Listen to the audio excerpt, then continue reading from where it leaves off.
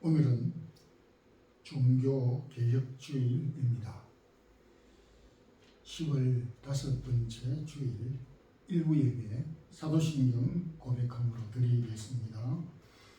증명하사 천지를 만드신 하나님 아버지를 내가 믿사오며 그 외아들 우리 주 예수 그리스도를 믿사오니 이는 성령으로 잉태하사 동정녀 마리아에게 나시고 본디오 빌라도에게 고난을 받으사 십자가에 못 박혀 죽으시고 장사한 지 사흘 만에 죽은 자가 음계에서 다시 살아나시며 하늘에 오르사 전능하신 하나님 우편에 앉아 계시다가 저리로서 산 자와 죽은 자를 심판하러 오시리라.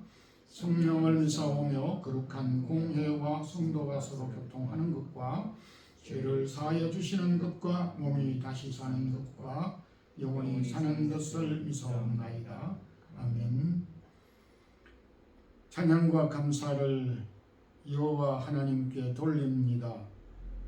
오늘도 복된 성의를 주시되 10월 마지막 주일 특별히 500년 전 이 땅 위에 교회가 어지럽고 무질서하였을 때에 하나님을 사랑하는 의로운 자들이 주의 몸된 교회를 바르게 세우려고 또 노력하고 힘쓰고 자신의 삶을 바쳐서 섬기며 수고하였던 교회 정화의 개혁주의를 우리가 기억할 수 있게 해주시고 시대가 변하는 가운데 하나님의 말씀이 왜곡되고 주의 몸된 교회가 더욱 세속화되어져 가는 일들을 바르게 세워갈 수 있는 저희들 후손들이 믿음의 자녀들이 되기를 원합니다.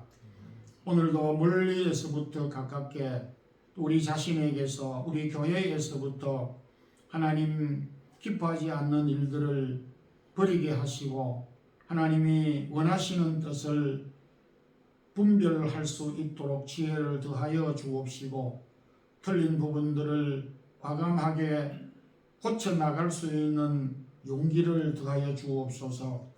주님, 오늘도 주의 이름으로 모이는 모든 예배 처소에 하나님이 동행해 주시고 저희 사랑의 교회에 속하여져 있는 모든 성도들 어느 곳에 있든지 함께 해 주시고 허락한 가정과 자녀들과 기업과 또 믿음의 귀한 부요들을 잘 감당할 수 있도록 힘쓰고 노력하는 우리 성도들에게 은혜를 베풀어 주옵소서. 주님, 또 금년이 한 해 2개월 또 남겨놓고 있는 가운데 있습니다. 우리가 금년이 한 해를 또 마무리하면서 해야 되는 큰 일들을 우리가 행하여야 되는데 부족한 종이 20여 년 동안 또 이 몸된 교회를 섬기게 해 주시고 2대 담임 목사 청빙하는 과정 지난주일 공동회의를 통하여 결의하게 하시고 또 노예 행정적인 절차와 또한 부임하는 이 모든 절차들 이상하는 문제들 또 목사님이 그것 교회를 사임하고 새롭게 이 몸된 교회를 잘 적응하고 준비하는 일들까지도 선하게 간섭하시고 인도해 주옵소서. 오늘도 저희들의 마음을 열고 주의 말씀을 청종하기를 원합니다. 어떤 형편에서든지 주의 말씀을 통하여 우리의 마음이 회복되게 하시고 변화되게 하시고 하나님에게로 더 한 걸음씩 가깝게 나아가는 저희들의 삶이 되기를 원합니다. 동영상을 통하여 녹음을 통하여 또 주의 몸된 교회에서 예배를 통하여 말씀을 듣고 오늘도 우리에게 주의 은혜가 풍성하게 임하며 성령의 역사 경험할 수 있도록 허락하여 주시옵소서. 어린 자녀들의 예배 위에와 어린 자녀들을 가르치는 교사들과 주의 몸된 교회를 위하여서 몸과 마음과 시간 헌신하는 모든 성도들의 섬김과 수고들도 기억해 주시고 또 부족한 종에게 주의 말씀의 능력을 주셔서 잘 증거하게 하옵소서. 예수 그리스도 이름으로 기도드리옵나이다. 아멘. 하나님의 말씀은 유다서 11절에서 13절까지입니다. 신약 397페이지입니다. 화 있을진저 이 사람들이여 가인의 길에 행하였으며 싹을 위하여 발람의 어그러진 길로 올려갔으며 고라의 패역을 따라 멸망을 받았도다. 그들은 기탄 없이 너희와 함께 의견이 너희의 애찬에 암초요 자기 몸만 기르는 목자요 바람에 불려가는 물 없는 구름이요 죽고 또 죽어 뿌리까지 뽑힌 열매 없는 가을나무요 자기 수치의 거품을 뿜는 바다의 끝인 물결이요 영원히 예비된 캄캄한 흑암으로 돌아갈 유리하는 별들이라. 아멘. 이 유다서는 불과 1장밖에 되지 않는 아주 짧은 성경입니다. 그럼에도 이 유다서는 구약의 역사, 그것도 구약에서 아주 중대한 사건을 통해서 신약 성도들에게 경계와 교훈을 주고자 하였습니다. 이 유다서를 기록한 저자는 예수님의 육신의 형제 야고보, 요셉, 시몬에 이어서 막내가 되는, 그러니까 네 번째가 되는 유다가 이 유다서를 기록한 저자입니다. 오늘은 종교개혁주일입니다. 종교개혁이라고 하는 것은 우리가 믿음의 생활하면서 틀린 부분을 크고 작은 우리 자신들을 보면서 고치고 수정해 나가는, 그래서 하나님의 말씀을 따라 우리의 믿음이 온전해지고자 하는 그러한 자세를 다시 한번 되새기고자 하는 주일이기도 합니다.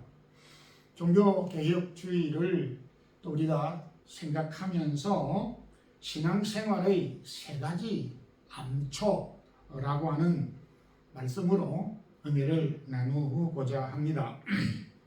먼저 가인의 암초, 이 가인의 암초라고 하는 것이 우리의 신앙생활에도 있는데, 이 가인의 암초의 실질적인 내용은 비교의식을 말합니다. 유다는 유다서를 기록한 그 구체적인 목적을 3절에서 밝히고 있는데, 믿음의 도를 위하여 힘써 싸우라는 편지로 권하여야 할 필요를 느꼈다 라고 하였습니다. 성도들이 믿음에서 넘어지지 않고 또 장애적인 요소에 걸려서 참 고통을 받거나 믿음에 떠나지 아니하도록, 믿음에서 승리하도록 깨우치도록 하는 것을 굉장히 많이 느끼면서 필요를 느꼈다라고 하였습니다. 유다가 가진 이러한 우려와 참 마음은 오늘 저희들에게도 예외는 아닌 것입니다. 우리의 믿음의 생활 가운데서 우리가 넘어지게 하고 시험을 받게 되고 유혹에 이르게 되는 많은 요소들이 있지만은, 유다가 특별히 우리에게 경계해 주는 내용, 우리가 무시할 수가 없습니다. 유다는 우리가 믿음 생활하게 되면서 넘어지는 아주 보편적이고 또 심각한 그 암초를 가인의 암초라고 그렇게 말하고 있습니다. 12절에서 암초라고 하는 그런 표현을 사용하고 있습니다. 암초라고 하는 말은 우리가 자주 쓰는 용어는 아니지만은, 그럼에도 이 용어를 모르는 사람이 없고 굳이 설명할 필요가 없습니다. 바다에 운항하는 배들은 갖가지 파도와 바다의 위험들이 도사리고 있지만 그 중에 배가 크든지 적든지 가장 배에게 두려움의 대상이 되는 것은 바다 깊숙이 자리 잡고 있는 암초. 이 암초는 바위를 가리키는 것입니다. 우리가 잘 아는 가장 당시에 1912년도에 건조된 타이타닉호, 세상을 깜짝 놀라게 했던 이 타이타닉 배도 빙산이라고 하는 거대한 암초에 부딪혀서 산산조각 나서 침몰되고 말았습니다. 가인이 걸려서 넘어진 이 암초는 무엇인가? 가인에 대한 사건은 창세기에 기록되어져 있는데 인류 최초의 사람 아담과 하와를 통해서 첫 번째 낳은 아들이 바로 가인이고 두 번째가 아벨입니다. 가인은 태어나서 장성하여 농사를 지었고 둘째 아들 아벨은 양을 먹였습니다. 그들이 농사를 짓고 양을 먹여서 그들이 수확한 농산물로 양으로 하나님께 제사를 드렸는데 가인이 곡식으로 제사를 드린 이 제물에 대하여서는 하나님이 받으시지 아니하셨다. 웬일인지. 그런데 아벨이 양으로 제사를 드린 것에 대하여서는 흠양 받으셨습니다. 여기에 가인의 마음속에 질투심과 시기심이 발동하게 됐는데 이를테면 왜 하나님이 아벨의 제사는 받아주시고 내가 드린 제사를 받지 아니하였을까라고 하는 비교를 하게 되었습니다. 여기에 유다가 사용했던 암초를 어떻게 표현했느냐 하니까 예찬의 암초 이렇게 했습니다. 예찬의 암초. 그냥 암초면 암초인데 예찬의 암초가 무엇인가? 애자는 사랑 애자, 찬은 밥, 찬, 식사할 때 찬이라고 오늘 찬이 없다, 찬이 많다, 좋다 이렇게 할 때 식사를 가리키는 것입니다. 쉽게 말하면 밥을 아주 맛있는 밥 속에 큰 돌멩이가 숨어 있다라는 그런 뜻입니다. 여러분들 그런 적이 있을 것입니다. 맛있는 음식을 먹는데 기분 좋게 음식을 먹는데 밥 안에 돌멩이가 있어 깨물었습니다. 그래서 밥맛을 잃어버리게 되고 좀 심지어는 이빨이 깨지는 그런 참혹한 일을 당하기도 합니다. 저도 지금까지 밥을 먹다가 밥 속에 있는 돌멩이로 인해서 많은 이빨들이 깨졌습니다. 깨지고 붙이고 깨지고 붙이고 또 결국은 그 이빨을 빼버리고 그래서 비어져 있는 그런 형편에 있습니다. 맛있는 밥 속의 돌, 이게 애찬의 암초입니다. 바다 깊숙한 곳에 암초들이 곳곳에 숨어 있는데 배들이 그것도 모르고 지나가다가 걸려서 배가 파손되고 침몰되는 것을 여기에서 말하는 것입니다. 비교의식 속에 밥 속의 돌멩이와 같이 사람을 넘어지게 하는 시기심과 거기에 미움이 싹트고 있다라고 하는 것입니다. 결국은 비교의식을 통하여서 미움과 시기심이 발동하였지만 그 결과, 비교의식의 결과는 가인이 아벨을 죽이는 데까지 이르게 되어졌던 것을 보게 됩니다. 바다 깊숙한 가운데의 암초, 사소하게 보일 수가 있습니다. 그 넓은 바다에 피하면 되지 라고도 할 수가 있습니다. 그럼에도 바닷속에 보이지 않는 깊숙하게 자리 잡고 있는 암초와 같이 비교의식 속에 크고 작은 암초들이 자리 잡으면서 불쑥불쑥 이 미움과 시기심이 드러나고 그 비교의식이 어떤 방식으로 결과를 가져올지 모르는 아주 위험한 위험이 도사리고 있는 것이다 라고 말을 하고 있습니다.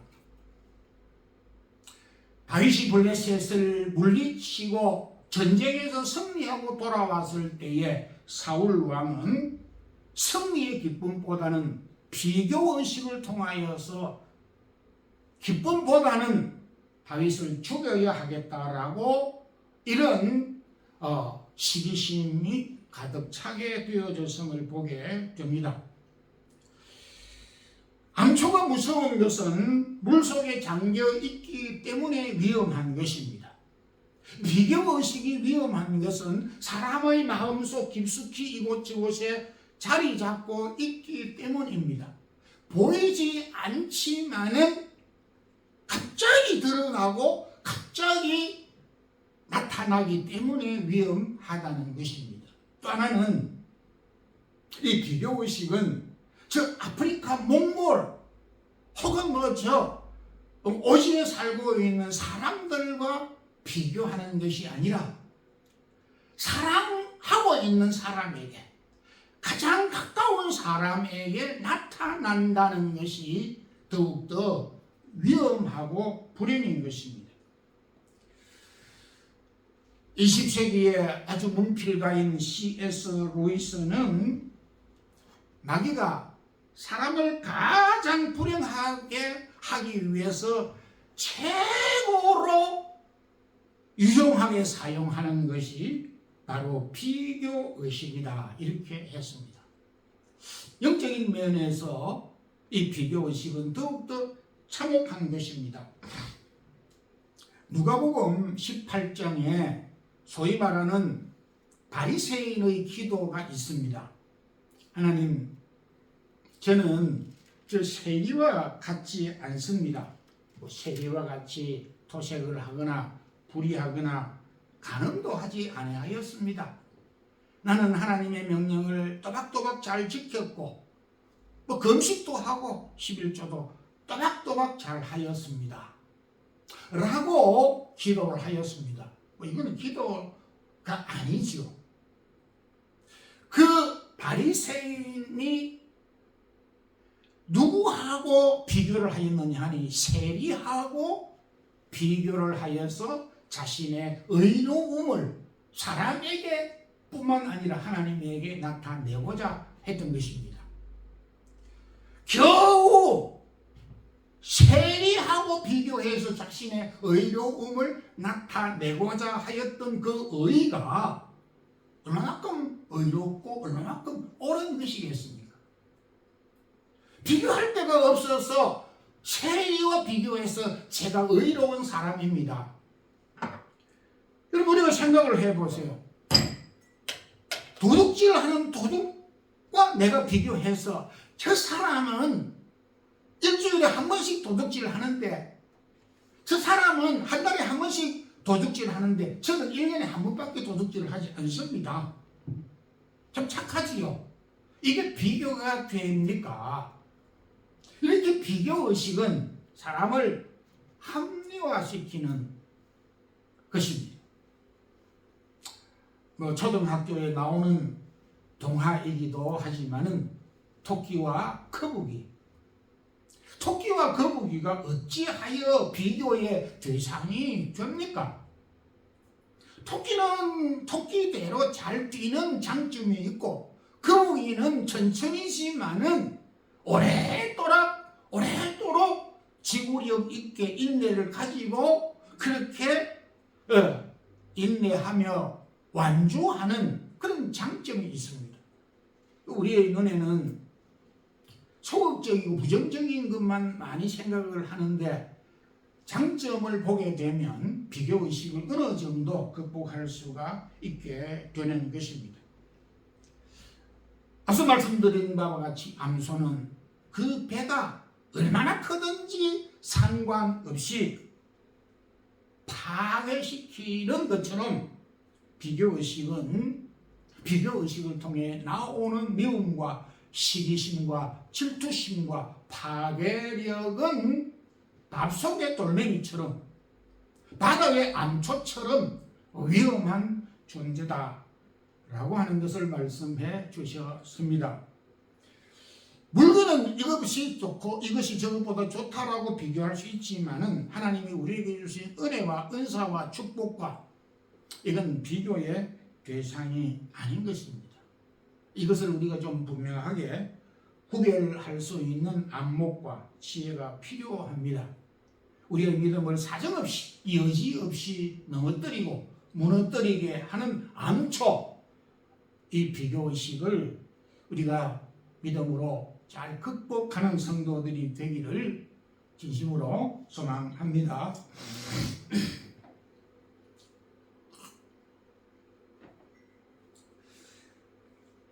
다음에 이 유다가 우리에게 경계해주고 있는 암초는 발람의 암초입니다. 발람의 암초를 한마디로 요약하면 뇌물이라고 정의할 수가 있겠습니다. 발람은 구약 시대의 사람으로 이방왕 발락으로부터 뭔가 이렇게 호의를 받았습니다. 여기에서는 그 베드로후서 2장 15절에서 베드로 사도는 풀이한 싹이라고 정의를 하고 있습니다. 그게 뇌물이죠. 뇌물은 뭡니까? 공이나 사실을 왜곡되도록 하는 그 잘못된 영향력을 행사하도록 하는데 쓰이는 돈이나 어떤 영향력, 호의 등을 제공하는 것을 말하는 것입니다. 참 이것은 오늘 우리 현실에서 특별히 인간관계 속에서 정치 속에서 이런 뇌물들이 행행하고 있다는 것을 부인할 수가 없습니다.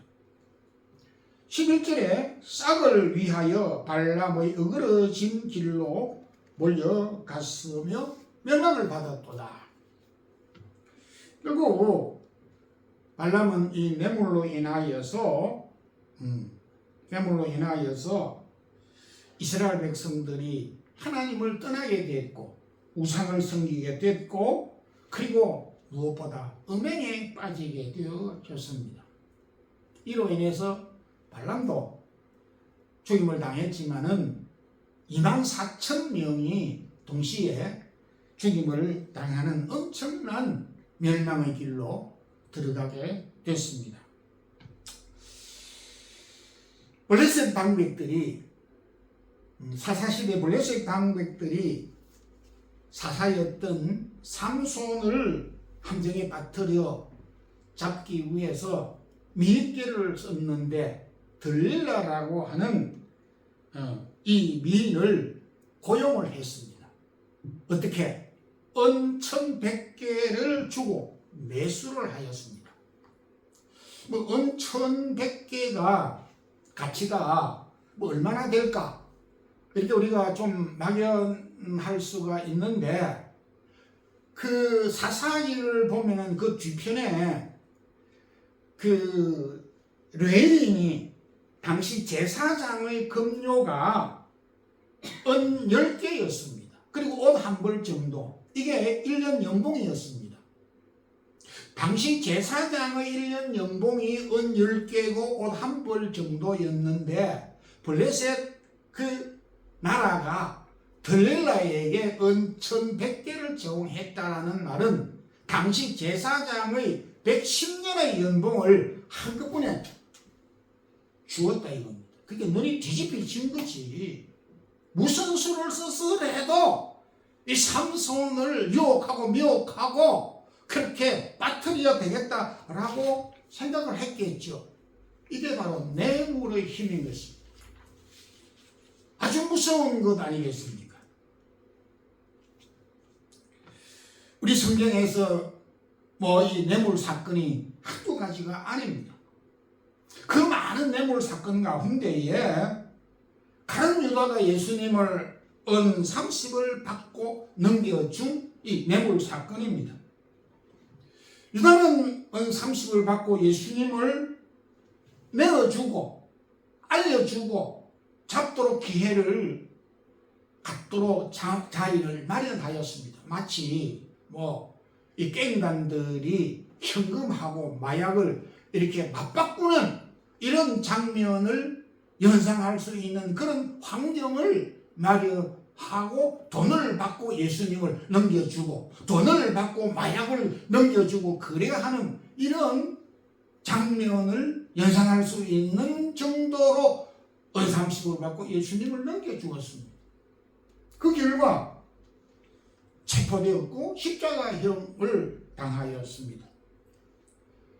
사무엘의 아들들이 사사로서 재판을 공의롭게 해야 되는데 뇌물을 받고 죄인을 의인이라 하고 의로운 사람을 죄를 뒤집어 써서 감옥에 보내고 처형하는 잘못된 불의한 재판을 하도록 하였던 것을 보게 됩니다. 대제사장들과 장로들이 예수님의 무덤을 지키던 군병들에게 뇌물을 주어가지고 예수님의 제자들이 훔쳐가고 도둑질을 했다. 돈을 먹여가지고 그 짓을 정언하도록 이렇게 하였습니다. 우리가 살고 있는 이 유럽 중세기, 지금도 마찬가지지만은 중세 유럽에 면제부를 팔았습니다. 이거 오늘날로 말하면 5만 유로에 사면은 지옥에 있는 여러분들의 그 할아버지, 할머니, 어머니, 아버지도 천국으로 바로 직행한다.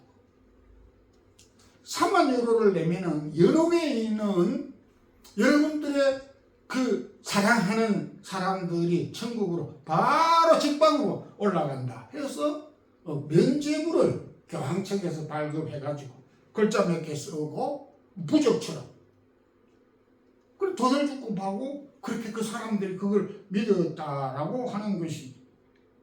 돈을 받고 직분을 팔았습니다. 사제가 되는 것이라든지 아주 그들이 갖고 싶은 그 직책 중에 추기경, 실제 알렉산더 6세라고 하는 사람은 뇌물을 어마어마하게 들여가지고 삼촌에게, 당시 삼촌이 교황이었는데 삼촌으로부터 추기경을 하사받았고, 그리고 난 다음에 추기경이 된 다음에 돈을 많이 들여서 뇌물을 지어가지고 모든 추기경들을 포섭해가지고 교황까지 됐습니다. 알렉산더 6세라고 하는, 그래서 교황이 태어났습니다. 그때가 바로 중세 시대에 아마 가장 암울했던 시대가 아니었는가 이렇게 생각이 드는 것입니다. 참 이런 가운데서 그래도 의로운 별들이 있었다라는 것입니다. 사무엘서를 읽으면 사무엘상 12장 3절에 사무엘의 고백은 우리의 마음을 정말 뭉클하게 하고 있습니다. 너희들은 내 말을 한번 들어보라. 응? 내 말을 들어보라. 대답을 한번 해봐라. 내가 누구의 소를 훔친 적이 있느냐? 내가 누구의 나귀를 갈취하는 것을 본 사람이 있느냐? 응? 누구의 나귀를 빼앗던 거 봤나? 내가 누구에게 사기를 쳐가지고 내가 이득을 본 적이 있느냐? 내가 누구로부터 뇌물을 받은 적이 있느냐? 대답해봐라. 그랬을 때 백성이 이구동성으로 없나이다. 정말 참 생을 마감하면서 이런 질문을 받았을 때에 이렇게 대답할 수 있었다라고 하는 것은 정말 우리에게 귀감이 되지 않을 수가 없습니다. 저도 이 질문을 받았다고 하였을 때에 어찌 사무엘이 했던 말처럼 대답을 할 수가 있었겠는가? 그런 생각이 들기도 합니다. 하나님은 모세에게 이렇게 말씀하였습니다. 출애굽기 23장 8절에 뇌물을 받지 말라. 뇌물은 밝은 눈을 어둡게 하고 말을 거꾸로 이렇게 굳게 하기 때문에 뇌물을 받지 말라. 이렇게 우리에게 교훈해 주고 있습니다. 이 유다는 짧은 유다서를 통하여서 그 많은 구약의 사건들 가운데에 왜 하필이면은 발람이 뇌물을 준 이 사건을 꼭 집어가지고 우리 신앙의 암초와 같은 것이라고 했습니까? 그건 위험하다 이거지요. 배를 침몰시키는 그 암초, 그 뇌물이 우리 신앙을 무너뜨리게 하고 자빠지게 만드는 아주 극악한 그 암초와 같은 것이라고 하였습니다. 참 우리가 답답하고 깝깝하고 아쉽고 필요할 때가 많겠지만은 이런 유혹을 우리가 참 받고 있습니다. 그럼에도 이런 유혹으로부터 우리의 믿음이 넘어지지 않도록 힘쓰는 우리 성도들이 되기를 진정으로 소망합니다. 유다가 제시한 세 번째 암초는 고라의 암초입니다. 고라의 암초라고 하는 것은 분수에 넘치는 행동을 뜻하는 것입니다. 11절에도 고라의 패역을 따라 멸망을 받았도다.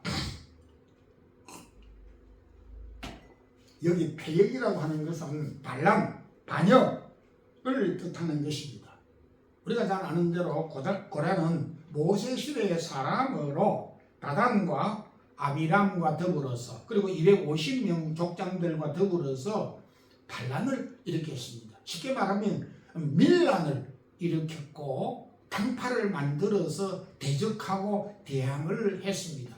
그러면서 무엇을 요구했느냐 하니까 우리는 왜 같은 레위지파인데 왜 제사장직을 우리에게 안 주느냐고, 왜 너희들이 다 해먹느냐고 이렇게 따지고 들었던 것입니다.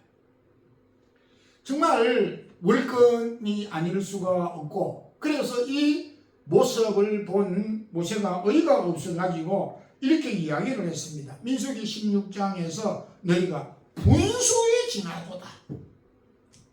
분수에 지나도다.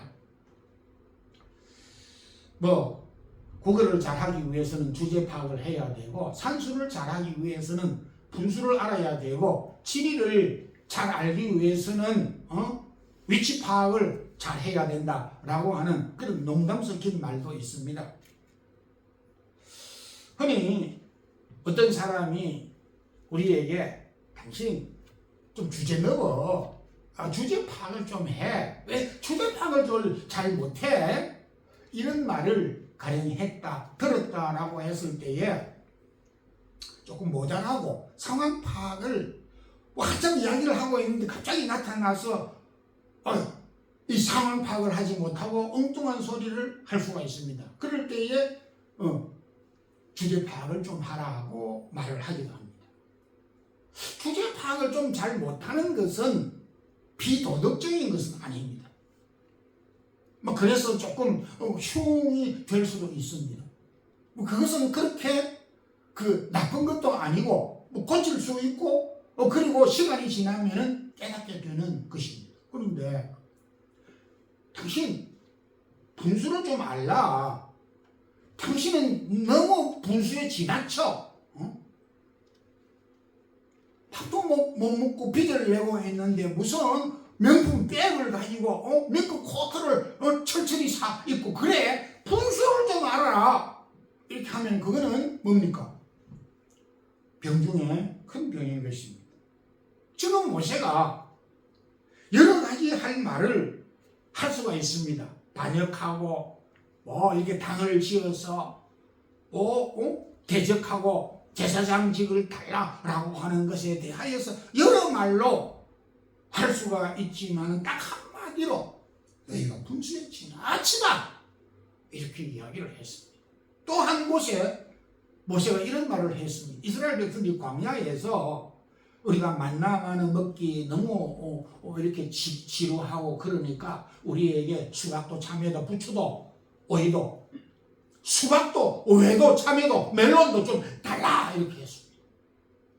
여러분 광야에서 비타민을 달라 하고 광야에서 바다에서 구할 수 있는 생선을 달라면 이건 뭡니까? 우리말에도 우물에서 숭늉을 구하는 격이다 라고 하는 말이 있습니다.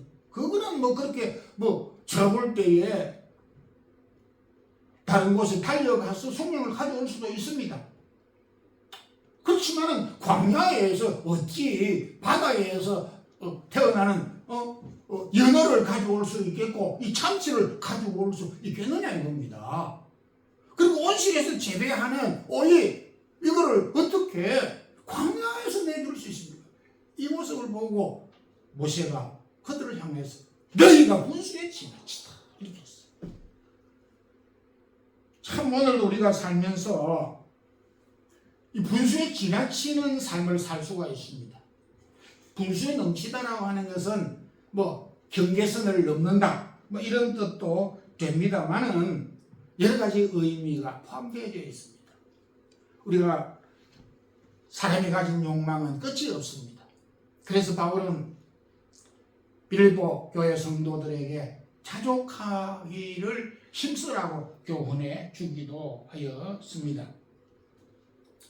구약의 그 아굴은 참 분에 지나치지 않는 삶을 살기 위해서 그가 참 부하게 또 모자라지 않는 삶을 살게 해달라고 간절히 기도하였던 적이 있습니다.